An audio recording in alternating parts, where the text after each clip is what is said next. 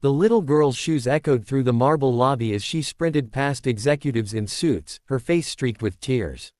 She didn't stop at the reception desk. She didn't call out to the security guards.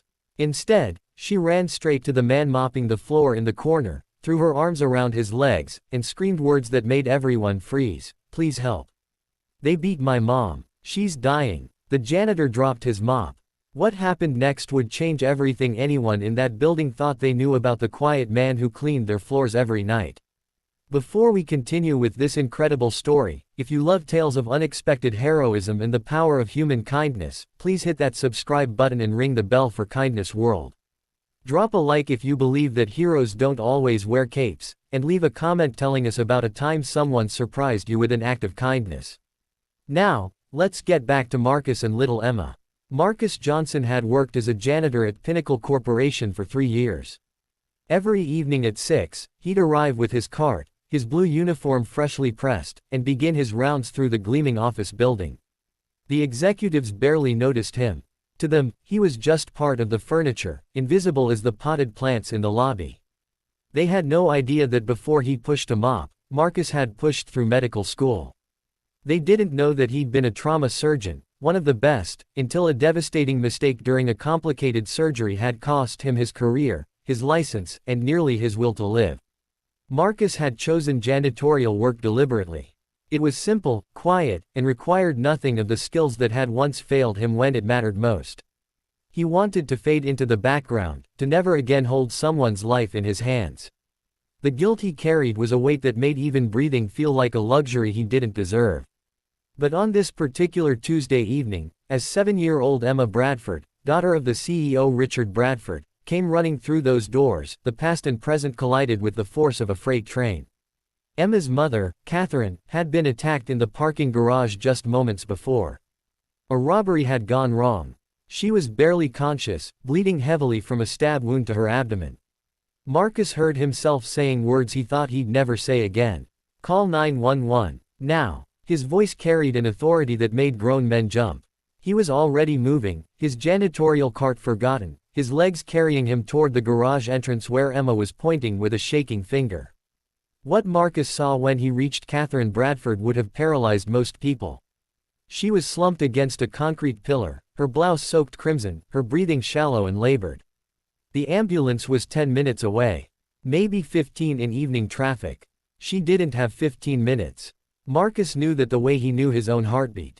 He'd seen this exact presentation dozens of times before. For 3 seconds that felt like 3 hours, Marcus stood frozen. Every logical part of his brain screamed at him to wait for the paramedics, to not risk making things worse, to remember what happened last time he'd trusted his hands with a human life. But then Emma's voice cut through his paralysis. Please, mister. Please save my mommy. Marcus dropped to his knees beside Catherine. His hands that had scrubbed toilets and polished floors for 3 years, suddenly remembered everything.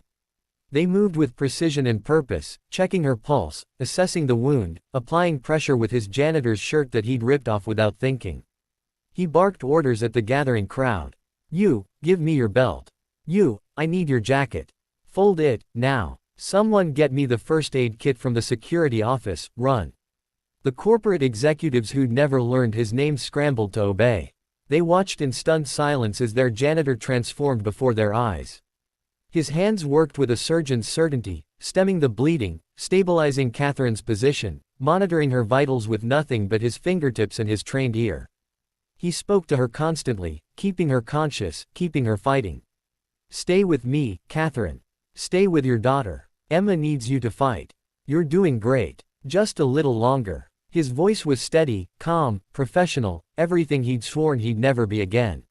When the paramedics finally arrived, they found Catherine stable, her bleeding controlled, her vital signs holding. The lead paramedic took one look at Marcus's work and asked the question everyone was thinking. Who are you? Marcus just shook his head, his hands trembling now that the adrenaline was fading. Just someone who was here. Catherine Bradford survived. The knife had missed her major organs by millimeters, and the emergency care she'd received in those critical first minutes had saved her life. When she woke up in the hospital 2 days later, the first thing she asked about was the man who'd helped her. The janitor whose name she'd never known. Richard Bradford found Marcus on his usual night shift, mopping the executive floor. The CEO had done his research. He knew everything now. The brilliant career, the tragic mistake, the self-imposed exile.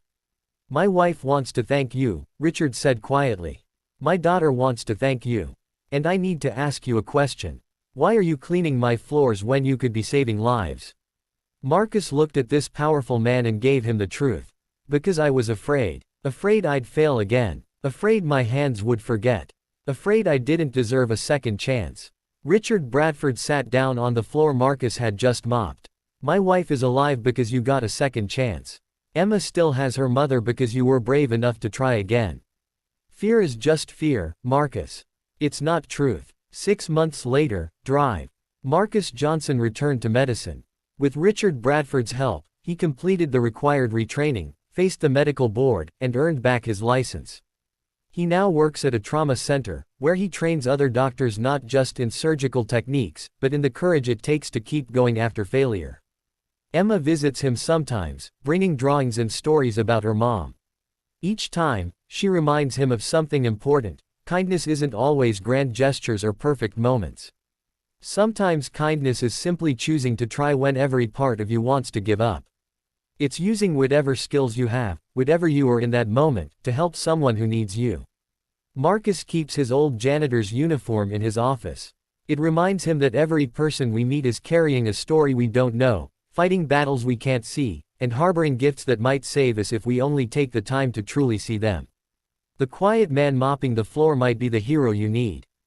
The person you've overlooked might be the answer to someone's desperate prayer. That's the power of giving people second chances. That's the magic that happens when courage meets compassion. And that's why kindness, in all its forms, can change everything.